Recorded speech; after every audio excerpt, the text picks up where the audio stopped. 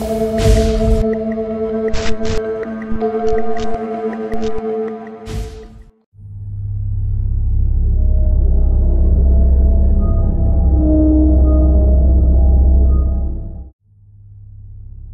tahun 2007. Perkenalkan, namaku Ruli. Waktu itu usiaku masih 20-an awal.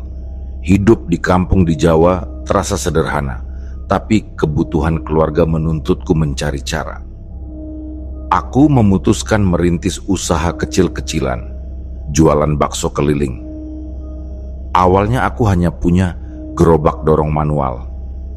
Setiap siang aku mendorongnya dari desa A ke desa B, lalu kembali lagi. Jaraknya tidak terlalu jauh, tapi jalannya sudah cukup melelahkan. 2 bulan aku jalani, hasilnya lumayan, tapi tetap tidak cukup untuk kebutuhan. Akhirnya aku mulai berpikir, bagaimana kalau aku jualan sampai malam hari? Waktu orang pulang dari sawah atau setelah mereka beristirahat, mungkin dagangan lebih laku. Tapi disitulah masalahnya muncul. Jalur desa A ke desa B bukan jalur biasa. Dari desa A harus melewati sawah, lalu turunan menuju curug kecil. Setelah itu ada kebun dan rumpun bambu, lalu kuburan desa di tepi jurang. Naik sedikit, ada hutan pinus yang rapat, dan terakhir sebuah jembatan tua sebelum masuk desa B. Siang hari jalur itu masih bisa dilewati dengan dorong manual. Tapi malam, mustahil. Medannya berat, jarak lumayan jauh, dan aku sendirian. Karena itu, setelah 2 bulan, aku nekat merakit motor bekas menjadi motor bakso. Gerobak kecil aku pasang di samping motor butut itu. Meskipun kurang bagus, tapi cukup untuk membawaku menembus jalur curam, sekaligus membawa panci-panci bakso. Sejak itu kehidupanku berubah, bukan hanya karena aku bisa berjualan malam, tapi juga karena jalur itu mulai menunjukkan apa yang sebenarnya tersembunyi di balik sepinya. Warga sudah lama memperingatkan, kalau sudah malam jangan lewat sendirian, apalagi malam Jumat Kliwon. Katanya jalur itu ada penunggunya. Aku hanya menganggapnya cerita kampung. Bagiku, rezeki halal harus dicari, meski harus lewat jalur maut. Malam pertamaku berjualan dengan motor bakso. Jalanan terasa asing. Lampu motor menyorot tanah licin. Suaranya bergemuruh di tengah sunyi. Sesekali hanya ada jangkrik bersahutan. Tidak ada motor lain lewat. Hanya aku seorang diri. Saat melintasi area dekat curug, aku berhenti sejenak. Entah kenapa udara terasa dingin menusuk. Lalu aku melihat sesuatu. Dari kejauhan ada cahaya merah kecil melayang. Ukurannya sebesar jempol.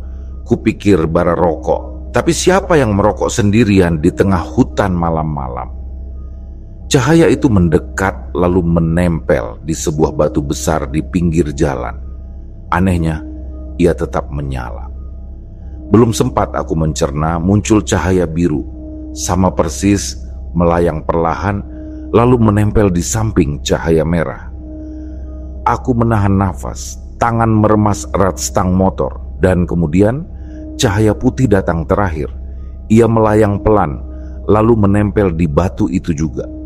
Kini ketiganya berjajar rapi, seperti lampu gaib yang tidak padam. Aku terpaku, seluruh tubuh merinding. Rasanya ingin berbalik arah, tapi jalur di belakang lebih gelap.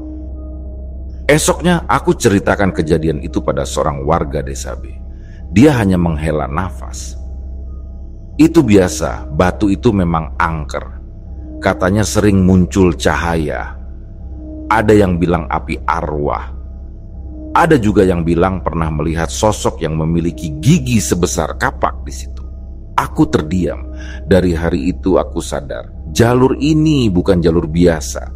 Ada sesuatu yang mengintai, tapi aku tidak bisa berhenti.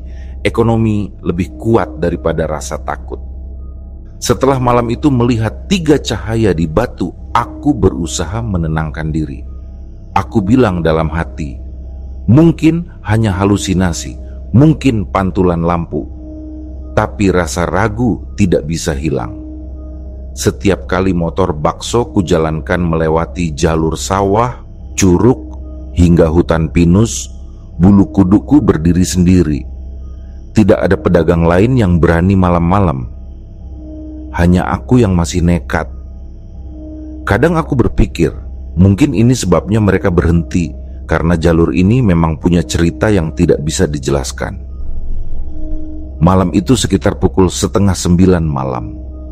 Udara dingin dari sawah menusuk, jalan tanah lembab setelah hujan siang tadi. Motor bakso kujalankan pelan, lampu depannya berusaha menembus gelap di depan. Headlamp di kepalaku ikut membantu menyinari sisi kanan kiri jalan.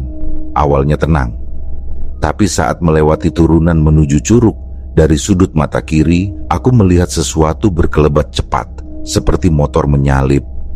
Refleks aku menoleh, yang kulihat bukan motor, bukan orang, melainkan sekelebat putih, tak jelas bentuknya, bergerak sejajar denganku. Tidak ada suara mesin, tidak ada suara langkah. Hanya putih menyala samar, seperti kain panjang yang melayang. Nafasku tercekat, aku spontan menginjak rem. Motor berhenti mendadak, tubuhku hampir terdorong ke depan. Suara panci di gerobak beradu keras, berdenting memecah keheningan. Dan di depan, kosong. Jalan tanah basah, sunyi. Tak ada orang, tak ada apa-apa. Aku terdiam, mematung, hanya mendengar detak jantung sendiri yang berdegup keras. Ya Allah, bisikku lirih. Aku buru-buru melafalkan doa seadanya. Kata demi kata, keluar terbata. Setelah beberapa menit, dengan gemetar aku kembali menarik gas motor. Sepanjang jalan pulang, rasa dingin merambat sampai ke tulang. Seakan ada sesuatu yang mengikuti di belakangku, meski aku tak berani menoleh lagi. Beberapa hari kemudian, tepat malam Jumat, langit mendung, udara lembab. Setelah Isya, aku tetap memutuskan berjualan. Kupikir rezeki tidak mengenal cuaca. Waktu sudah menunjukkan pukul 9 malam saat aku mulai pulang dari desa B. Hujan turun rintik-rintik. Makin lama makin rapat. Jalan tanah licin. Aku mengurangi kecepatan motor. Rem kerap kugunakan pelan-pelan. Saat motor menuruni jalur curug, tiba-tiba terasa ada tarikan keras dari belakang. Roda seperti terkunci. Motor oleng ke kiri. Gerobak bergetar hebat. Panci-panci di dalamnya hampir terlempar. Tubuhku terdorong ke depan, hampir jatuh. Ya Allah, teriakku spontan. Motor menghantam batu besar di pinggir jalan. Suara hantaman keras memecah malam. Rem belakang terangkat ke atas, ban depan nyaris terpental.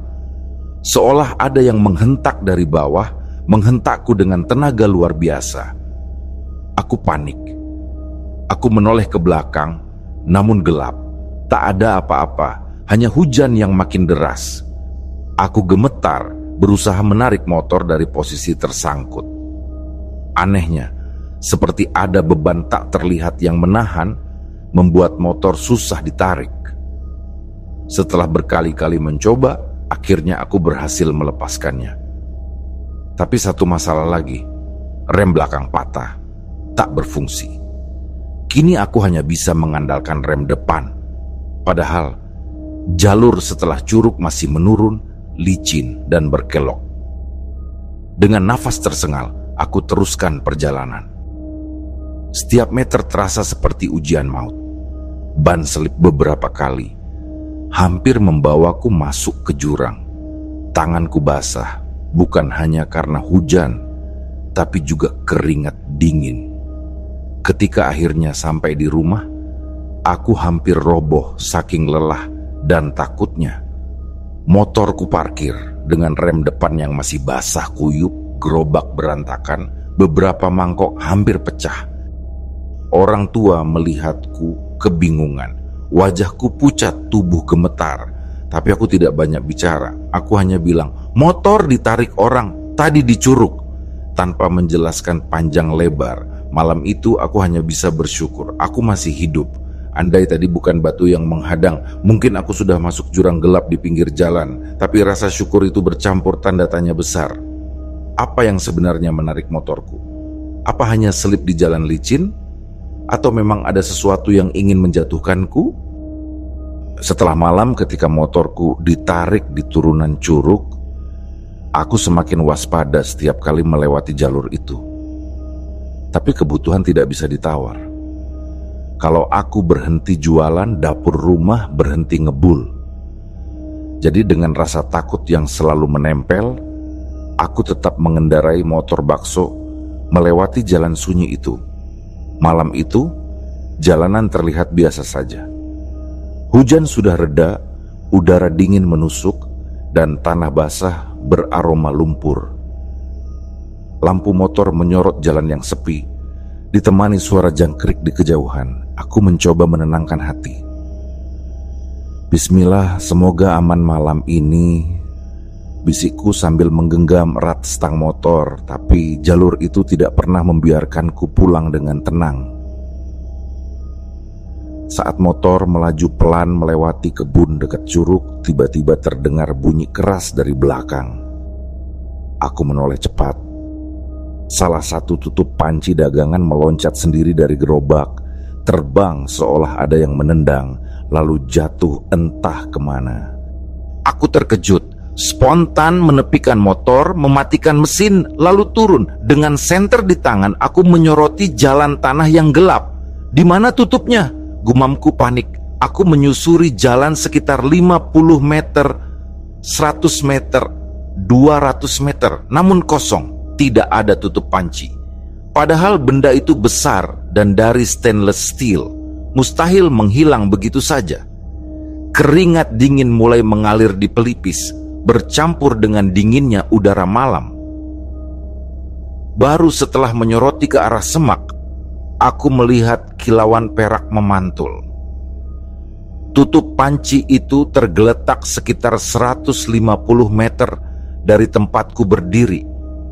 Alhamdulillah, ketemu juga, desahku lega, melangkah cepat mendekat. Tapi baru beberapa langkah aku mendadak berhenti. Di depan tutup panci itu ada sepasang kaki hitam. Aku mendongak perlahan. Sosok itu menjulang tinggi. Tubuhnya hitam pekat, padat seperti arang. Tidak berbulu, hanya legam kelam. Dari kepalanya menjuntai telinga panjang sampai hampir sebahu. Matanya menyala merah, melotot lurus ke arahku. Aku langsung gemetar. Nafasku tercekat, lutut terasa lemas. Sosok itu tidak bergerak, hanya berdiri diam. Tapi sorot matanya begitu tajam, seperti sedang menembus dadaku. Tanganku gemetar. Aku memaksakan diri membaca doa. Suaraku bergetar, hampir tak terdengar. Beberapa detik terasa seperti seabad. Angin malam mendadak hening. Tidak ada suara jangkrik, tidak ada tetesan air. Dengan sisa keberanian aku menunduk, cepat-cepat meraih tutup panci. Saat kuangkat kepala lagi, sosok itu lenyap. Hilang begitu saja, tanpa jejak, seolah ditelan udara. Aku hampir jatuh terduduk. Jantung berdegup kencang, tanganku dingin seperti es. Aku lari secepat mungkin ke motor, menyalakannya dengan tangan gemetar, lalu melaju tergesa menuju desa. Malam itu aku tidak peduli lagi soal dagangan. Yang kupikirkan hanya satu, selamat sampai rumah. Sampai rumah, wajahku pucat pasi. Orang tua heran, tapi aku hanya bilang singkat. Tadi tutup panci jatuh, tapi ada yang aneh. Aku tidak sanggup menceritakan detailnya. Aku membereskan peralatan sekedarnya, lalu masuk kamar. Tubuhku gemetar, pikiran penuh bayangan telinga panjang dan mata merah itu. Aku mencoba tidur, berharap terlelap bisa menenangkan hati. Tapi justru mimpi yang datang jauh lebih buruk. Dalam mimpi itu aku kembali berada di jalur kebun dan curug. Kabut tipis menggantung, menutupi jalan. Dari balik kabut Terdengar langkah berat, lalu muncul sosok lain, lebih besar, lebih mengerikan. Tubuhnya hitam berbulu lebat. Kuku-kukunya panjang dan tajam. Matanya merah menyala, napasnya berat seperti dengusan binatang buas. Aku tahu siapa itu. Dan itu Genderuwo. Sosok itu menatapku, lalu berjalan mendekat. Tanah bergetar setiap langkahnya. Dari langkah, ia berubah jadi lari. Tubuh besar itu menggapai-gapai, hendak mencengkeramku. Aku panik. Aku lari sekuat tenaga. Jantung serasa mau pecah. Nafas sesak, kaki terasa berat. Di belakang, raungan mengerikan terdengar. Semakin dekat, aku berlari menembus kabut, melewati sawah, lalu mendekati batas desaku. Aneh sekali, begitu aku sampai di sana, Genderuwo itu berhenti. Ia meraung marah, tapi tidak berani masuk ke desa. Aku terbangun mendadak. Nafasku terengah, tubuh penuh keringat dingin. Tapi rasa sakit menyelimuti seluruh badan, seperti benar-benar habis berlari dikejar sesuatu. Keesokan paginya, aku jatuh sakit. Badan panas dingin, tulang-tulang pegal, kepala berat. Orang tua panik lalu memanggil kakakku yang biasa diminta doa-doa. Kakak memberiku segelas air yang sudah dibacakan doa. Minum ini, sudah, jangan takut, semua ujian ada sebabnya, katanya lembut. Aku meminumnya perlahan. Setelah itu, aku akhirnya menceritakan semua kejadian. Cahaya di batu, bayangan putih, motor ditarik, tutup panci terbang, hingga sosok telinga panjang yang kulihat jelas. Kakakku hanya mengangguk. Kamu harus sabar dan banyak doa. Ingat niatmu mencari rezeki halal, insya Allah ada jalan. Anehnya, setelah itu tubuhku berangsur membaik. Demam turun, pegal hilang perlahan. 6 bulan kemudian, aku tetap berjualan malam. Tapi selama itu, tak ada gangguan berarti. Jalannya tetap sepi, tetap menyeramkan, tapi tidak ada cahaya, tidak ada sosok, tidak ada mimpi buruk. Untuk pertama kalinya aku merasa lega. Kupikir mungkin semuanya sudah selesai, ternyata aku salah besar. 6 bulan setelah kejadian sosok telinga panjang dan mimpi Genderuwo, kehidupanku kembali normal. Aku tetap berjualan malam, melewati jalur sepi itu, tetapi tidak ada lagi gangguan berarti. Malam-malam terasa tenang, seolah semua sudah berakhir. Namun ketenangan itu mulai retak ketika seorang teman lama datang berkunjung. Ia baru pulang dari perantauan dan mengabarkan bahwa ia akan menikah bulan depan. Saat berbincang, ia mengeluarkan sebuah benda kecil dari kantongnya. Bungkusan kain lusuh yang di dalamnya berisi sesuatu yang tidak kupahami.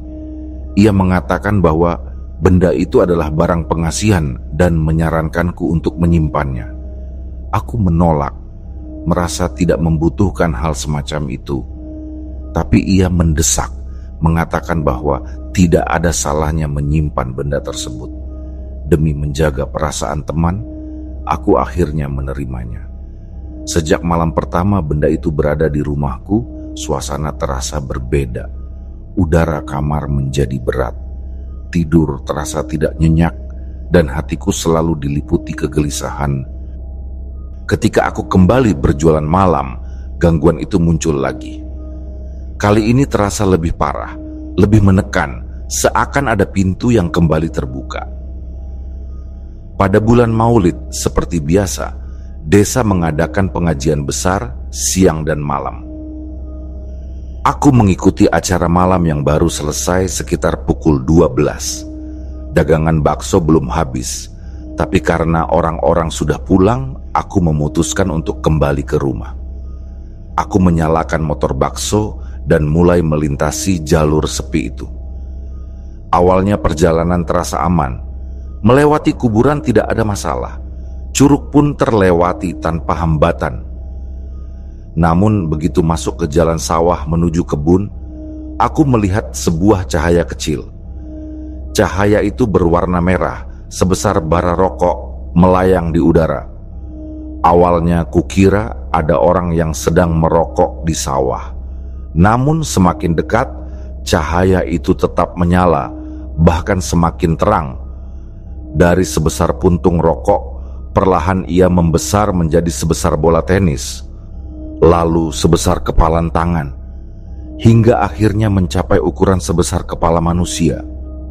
Api itu berputar-putar di udara, lidah apinya menjilat-jilat kosong, sinarnya memantulkan bayangan aneh di tanah. Aku memelintir gas motor sekuat tenaga. Jalan tanah basah dan penuh lubang membuat motor bakso berguncang hebat. Panci-panci digerobak, beradu, berdentang-dentang. Namun api itu tetap mengejarku, terbang rendah tepat di atas kepalaku. Kadang ia turun begitu dekat seolah hendak menyambar, lalu naik kembali, hanya untuk berputar-putar di udara seperti sedang bermain-main. Sinar merahnya membuat sekitarku tampak seperti terbakar, meski api itu tak pernah menyentuh apapun. Angin panas terasa menyambar wajahku. Aku panik. Jantung berdegup tak karuan.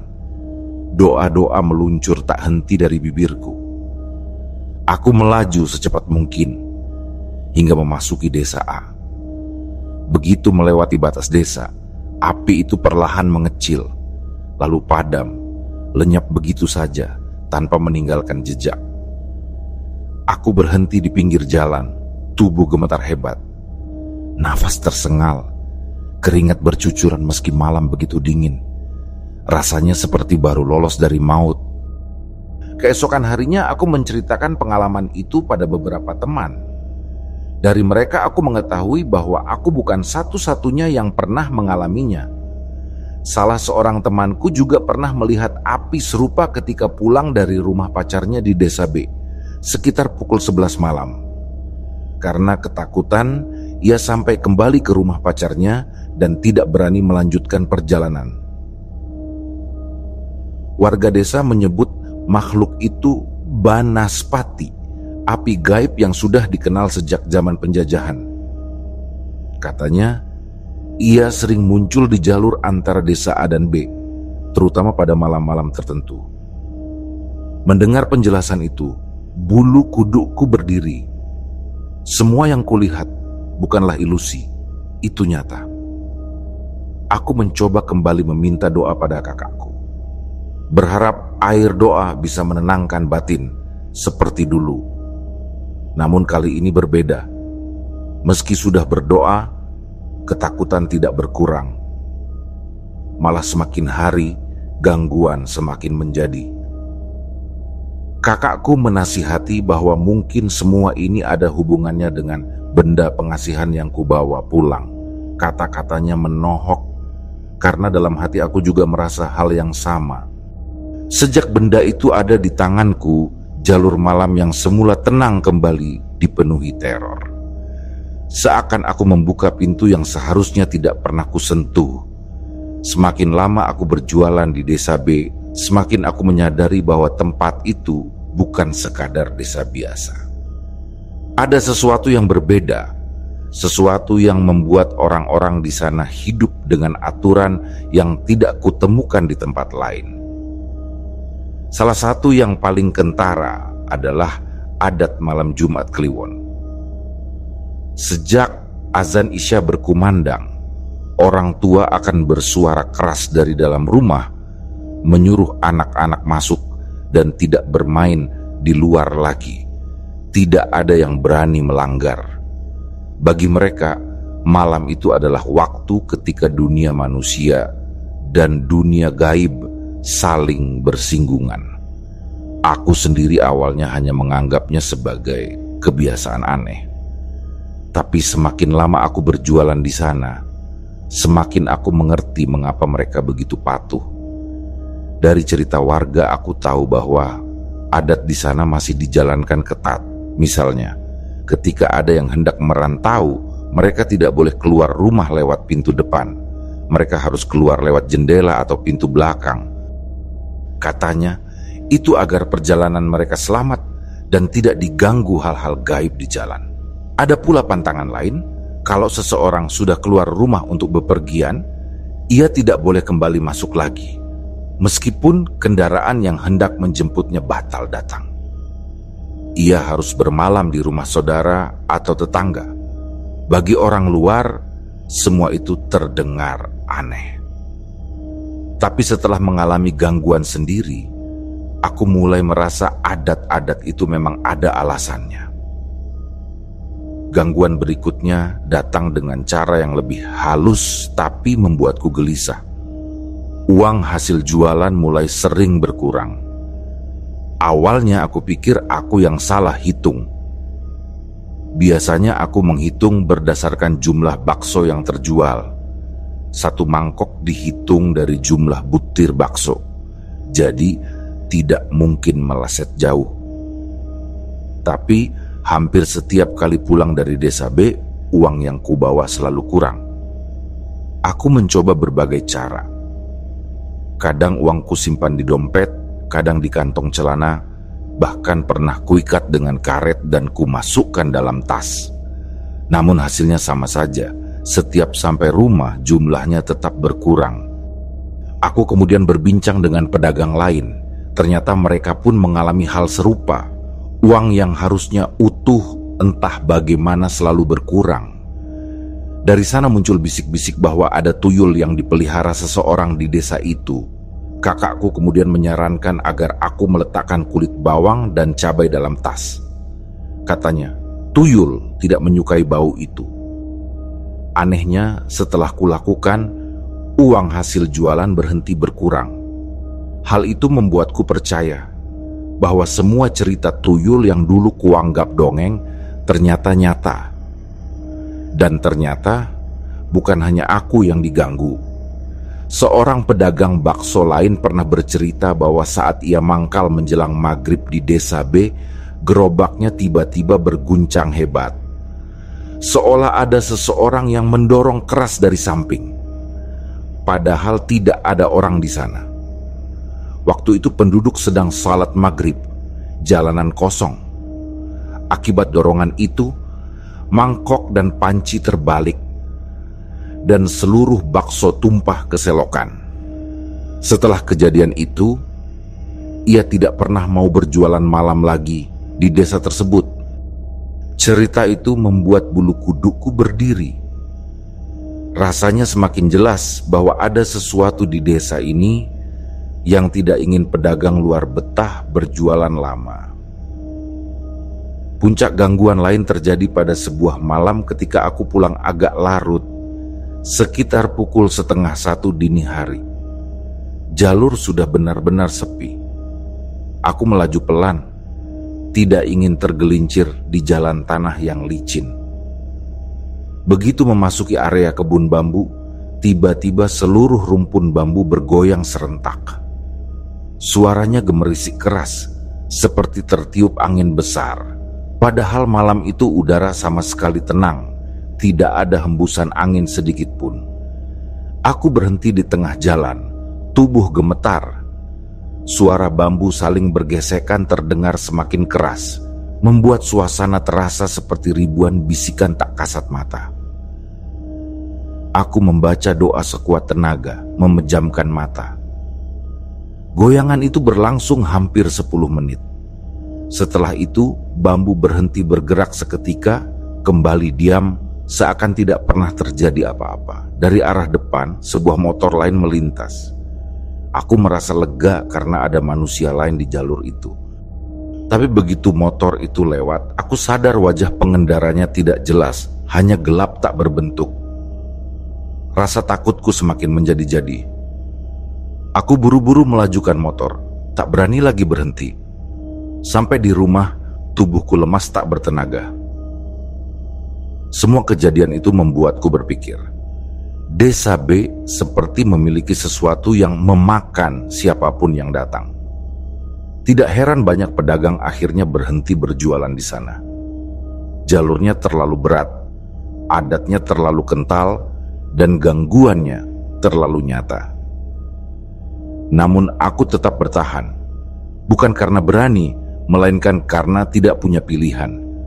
Hanya di desa itu dagangan bisa habis. Hanya di sana rezekiku bisa terkumpul. Tapi di dalam hati aku tahu, setiap kali aku melewati jalur itu, aku sedang mempertaruhkan nyawa. Gangguan demi gangguan telah membuatku terbiasa dengan rasa takut. Api banaspati, uang yang hilang karena tuyul, sampai rumpun bambu yang bergerak tanpa angin. Semuanya sudah cukup membuatku terbiasa membaca doa di sepanjang jalur. Tetapi malam itu aku menyadari ada perbedaan besar antara rasa takut dan rasa putus asa. Karena malam itu aku berhadapan langsung dengan sesuatu yang tidak seharusnya kulihat. Hari itu, aku selesai berjualan lebih malam dari biasanya. Waktu menunjukkan pukul 1 dini hari ketika aku mulai mendorong motor bakso pulang melewati jalur yang sudah sangat sepi.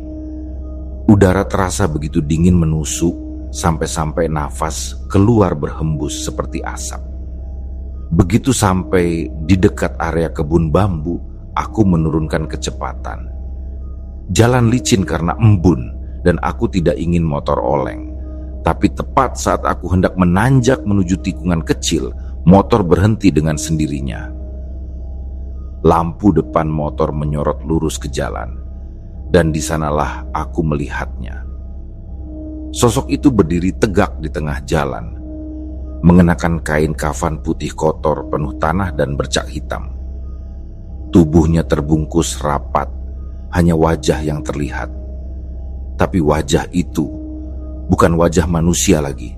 Kulitnya melepuh, sebagian hancur seolah terbakar. Dari lubang matanya memancar cahaya merah menyala. Bukan bola mata, hanya sinar pekat yang menusuk. Rahangnya sobek, memperlihatkan deretan gigi yang menganga, seakan selalu dalam posisi tertawa tanpa suara. Aku terpaku, seluruh tubuh mendadak dingin, jantung serasa berhenti. Aku mencoba membaca doa, tapi lidahku keluh. Suara tercekat di tenggorokan. Motor seakan tidak mau dinyalakan lagi. Kuncinya berputar, tapi mesin mati. Pocong itu tidak bergerak, hanya berdiri kaku. Tapi dari wajahnya yang hancur, aku merasa seperti sedang ditatap langsung. Tatapan yang membuat otakku kosong, memaksa seluruh tenagaku hilang. Tanpa kusadari, tubuhku lunglai menempel di stang motor. Pandangan kabur. Aku hanya sempat berbisik lirih, memanggil nama Tuhan sebelum akhirnya kesadaranku menghilang. Entah berapa lama aku pingsan. Yang kuingat ketika membuka mata, aku sudah berada di tepi jalan. Motor bakso masih terparkir tak jauh dariku. Seorang petani yang lewat pagi hari itulah yang menemukanku. Ia berkata, aku tergeletak di pinggir kebun, mulut berkomat kamit seolah bicara sendiri, wajah pucat seperti mayat. Dengan bantuan warga, aku diantar pulang. Ibuku menangis ketika melihat keadaanku. Aku sendiri masih linglung, tubuh lemas, kepala berat. Satu-satunya hal yang tersisa jelas di benakku hanyalah wajah pocong hancur itu. Mata merahnya masih terbakar dalam ingatan. Beberapa minggu setelah insiden itu, aku kembali memaksakan diri untuk berjualan. Ekonomi keluarga tidak bisa berhenti hanya karena rasa takutku. Dengan penuh was-was, aku tetap melintasi jalur itu setiap malam. Malam itu, perjalanan pulangku kembali diganggu. Saat memasuki area dekat kuburan desa, mataku menangkap sesuatu yang tidak biasa. Sebuah pohon besar di pinggir jalan tampak terbakar. Api menjilat dari akar hingga pucuk, menyala terang seperti obor raksasa. Anehnya api itu tidak mengeluarkan suara. Tidak ada bunyi kayu terbakar atau ranting patah. Bahkan tidak ada panas sama sekali yang kurasakan. Aku berhenti sejenak menatap tak percaya. Api itu menyala, tapi dedaunan tetap hijau, tidak layu, tidak hangus. Ranting-rantingnya tetap utuh seolah tidak tersentuh. Semakin kupandang, semakin menyadari bahwa ini bukan api biasa. Itu adalah api yang tidak benar-benar membakar. Api yang hanya menampakkan diri untuk ditonton. Aku memutuskan untuk melajukan motor pelan melewati pohon itu. Tapi begitu roda depan menyentuh area cahaya api, seluruh pohon mendadak padam. Dalam sekejap api hilang, meninggalkan batang pohon yang tetap utuh, gelap, tanpa bekas apapun. Jalan kembali gelap gulita, hanya disinari lampu motor yang temaram. Udara mendadak dingin, lebih dingin dari biasanya. Seakan api itu mengambil hangat di sekitarnya sebelum lenyap. Aku buru-buru mempercepat laju motor, tak ingin lagi berhenti. Sejak malam itu, aku merasa setiap perjalanan malam semakin berat, seolah ada yang terus mengikuti dari belakang. Tapi ketika menoleh, tidak pernah ada siapapun. Kadang dari kaca spion, aku seperti melihat bayangan hitam duduk di belakang gerobak. Tapi begitu aku menoleh, gerobak itu kosong, hanya panci dan mangkok bakso.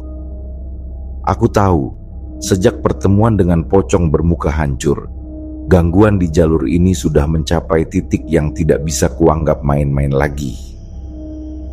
Jalur yang dulunya hanya dianggap sepi, kini berubah menjadi jalur maut yang setiap saat bisa merenggut nyawaku. Aku sudah berkali-kali mengatakan pada diriku sendiri untuk berhenti berjualan di desa B. Semua tanda sudah jelas, banaspati, tuyul, pocong, bahkan pohon terbakar yang tidak terbakar. Tapi ada sesuatu yang membuatku terus kembali. Bukan keberanian, melainkan kebutuhan. Desa B adalah satu-satunya tempat di mana bakso daganganku bisa habis. Uang untuk membayar sekolah adik dan biaya obat ibu hanya bisa terkumpul kalau aku tetap melalui jalur itu. Jadi meski tubuh selalu gemetar, aku tetap mendorong diriku melintasi jalan sepi itu setiap malam. Sampai akhirnya datanglah malam yang membuatku benar-benar menyesali pilihanku. Di jalur antara desa A dan B ada sebuah tikungan tajam. Di sana berdiri pohon beringin tua yang besar, batangnya menjulang tinggi dengan akar menjuntai ke tanah seperti tirai. Pohon itu dikenal angker sejak lama. Warga desa bahkan sering menaruh sesajen di bawahnya setiap malam Jumat Kliwon. Aku biasanya mempercepat laju motor ketika melewati tikungan itu. Tidak berani menoleh. Namun malam itu berbeda. Entah kenapa, mataku tertarik untuk menengadah. Dan di sanalah aku melihatnya. Seorang perempuan duduk di salah satu dahan besar beringin.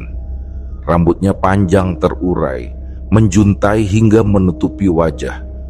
Pakaiannya lusuh, sobek-sobek, berwarna putih kekuningan. Kedua kakinya menjuntai bebas, berayun pelan seolah sedang menunggu sesuatu. Saat aku melambatkan motor karena tikungan, perempuan itu mengangkat kepalanya. Rambutnya tersibak sedikit, memperlihatkan wajah pucat dengan mata yang menyala merah samar dalam gelap. Tatapan matanya langsung menembus ke arahku. Aku kaku. Kedua tanganku bergetar di stang motor. Tubuhku seperti kehilangan tenaga. Jarak antara kami hanya beberapa meter, tapi rasanya aku sedang menatap sesuatu dari dunia lain. Udara sekitar tiba-tiba berubah dingin menusuk. Daun-daun beringin bergoyang, padahal tidak ada angin sama sekali. Tiba-tiba, suara tawa terdengar.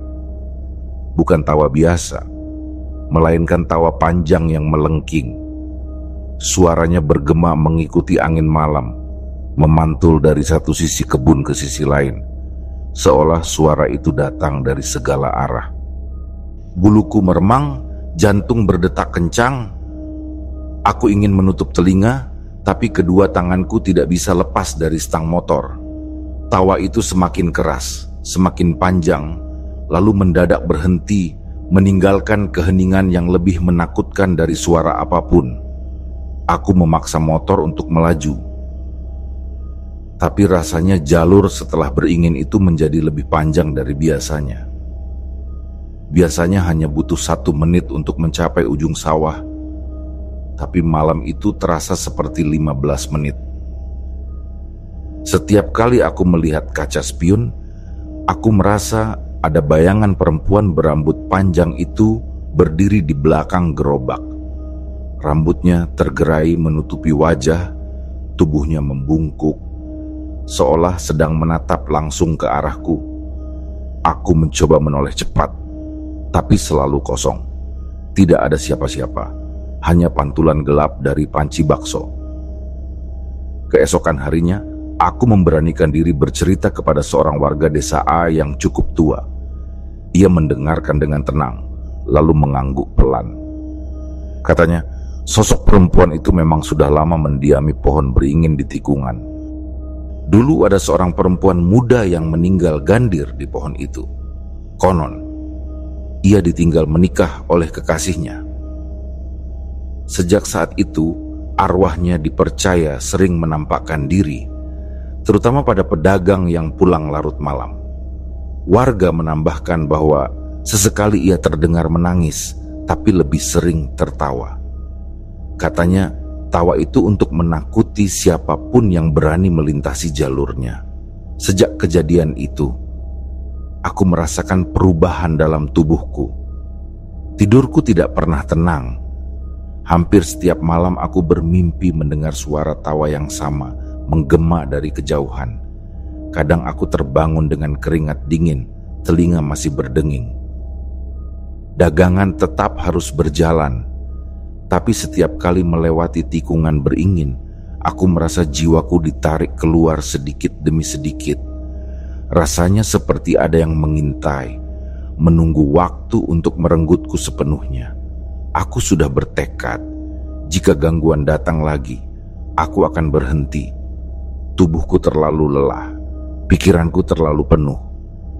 Aku tidak ingin mempertaruhkan nyawa hanya demi uang, meski kebutuhan keluarga seakan menuntutku untuk terus bertahan. Dan ternyata keputusan itu benar-benar datang setelah malam yang paling tidak masuk akal sepanjang hidupku. Hari itu daganganku kembali habis di desa B, meski takut. Ada rasa puas karena semua mangkok ludes. Malam sudah larut, hampir pukul 2 ketika aku mulai mendorong motor bakso pulang. Udara terasa berbeda, bukan hanya dingin tapi juga berat, seakan setiap hembusan nafas membawa beban. Di sepanjang jalan sawah, jangkrik yang biasanya bersuara riuh mendadak sunyi. Tidak ada satupun suara hewan malam, hanya bunyi roda motor yang berderit pelan. Aku merasa seolah-olah seluruh alam sedang menahan nafas, menunggu sesuatu. Ketika mendekati area kebun bambu, samar-samar terdengar suara gamelan. Awalnya pelan, seperti dari kejauhan. Nada-nada saron, gong, dan kendang berpadu, memainkan irama seperti upacara besar. Aku berhenti, menajamkan telinga. Suaranya semakin jelas, seolah-olah ada perayaan tepat di depan sana. Tapi bagaimana mungkin? Jam segini, siapa yang akan mengadakan pesta di jalur sepi yang hanya dikelilingi sawah dan kebun? Jantungku berdegup kencang, semua bulu kuduk berdiri. Aku tahu ini bukan suara manusia. Beberapa detik kemudian, aku melihat cahaya samar. Dari balik tikungan, muncul barisan panjang seperti arak-arakan. Wujud mereka tidak sepenuhnya jelas, lebih seperti bayangan bergerak, hitam samar dengan bentuk menyerupai manusia. Di depan barisan ada sosok besar membawa obor. Api obor itu terang, tapi anehnya tidak menyinari jalan. Di belakangnya, puluhan sosok berderet rapi, sebagian menabuh gamelan, sebagian membawa tandu seperti mengusung sesuatu. Aku terpaku. Motor bakso berhenti sendiri, tidak bisa digerakkan. Rasanya tubuhku terpaku di tempat, tidak mampu mundur, tidak mampu maju. Arak-arakan itu lewat tepat di depanku. Aku bisa mendengar jelas dentuman gong dan alunan sinden samar, meski tidak ada satupun manusia di sana. Saat mereka melewati aku, satu persatu menoleh. Wajah mereka kosong, tanpa mata, tanpa hidung, tanpa mulut. Hanya permukaan hitam licin. Tiba-tiba salah satu sosok berhenti. Ia menatap langsung ke arahku. Meski wajahnya tanpa rupa, aku merasakan tatapan dingin menusuk ke dalam kepalaku. Tubuhku gemetar hebat. Aku ingin berteriak, tapi suaraku hilang. Nafasku tersendat, seperti dicekik. Lalu, dari dalam tandu yang mereka usung, terdengar suara tangisan lirih. Tangisan perempuan. Suara itu semakin lama semakin keras, berubah menjadi jeritan melengking. Tiba-tiba, obor di tangan pemimpin arak-arakan menyala lebih besar, menjilat langit malam. Api itu menyebar, membungkus seluruh barisan. Tapi anehnya, mereka tidak terbakar. Justru api itu semakin menegaskan wujud mereka yang hitam, berlapis kain putih lusuh seperti kafan. Aku menutup mata, membaca doa sekuat tenaga. Air mata jatuh tanpa kusadari. Suara gamelan bercampur jeritan itu bergema sampai tulangku bergetar. Ketika kubuka mata, barisan itu sudah hilang. Jalan kembali sunyi. Tidak ada api, tidak ada gamelan, tidak ada sosok apapun. Hanya jalan sepi dengan suara angin tipis.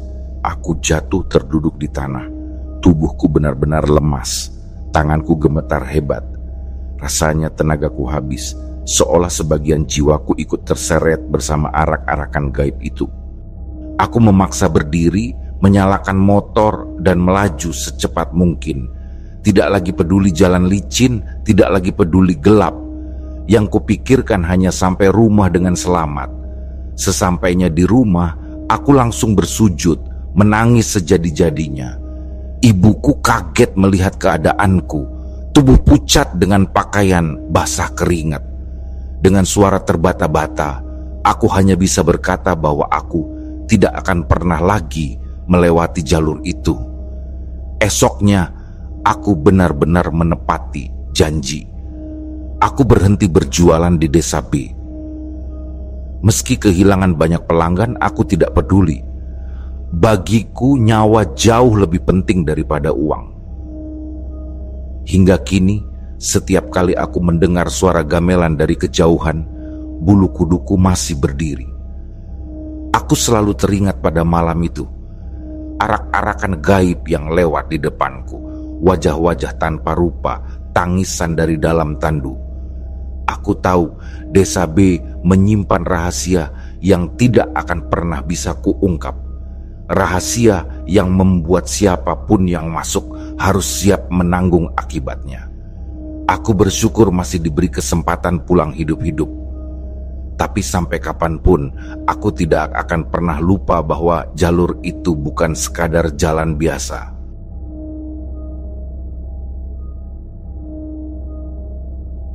Demikianlah kisah yang kami bawakan ini. Semoga kisah ini dapat menghibur teman-teman semua dan diharapkan cerita ini bisa bermanfaat. Baiklah, terima kasih untuk teman-teman yang telah mendengarkan cerita ini dan juga yang telah mendukung channel ini. Semoga kebaikan yang dilakukan teman-teman dibalas oleh Allah Subhanahu wa Ta'ala dengan hal-hal yang lebih baik dan lebih bermanfaat dalam kehidupan. Saya mohon maaf apabila ada kesalahan dalam perkataan ataupun pengucapan dalam menceritakan kisah ini. Sampai jumpa lagi di kisah kami berikutnya.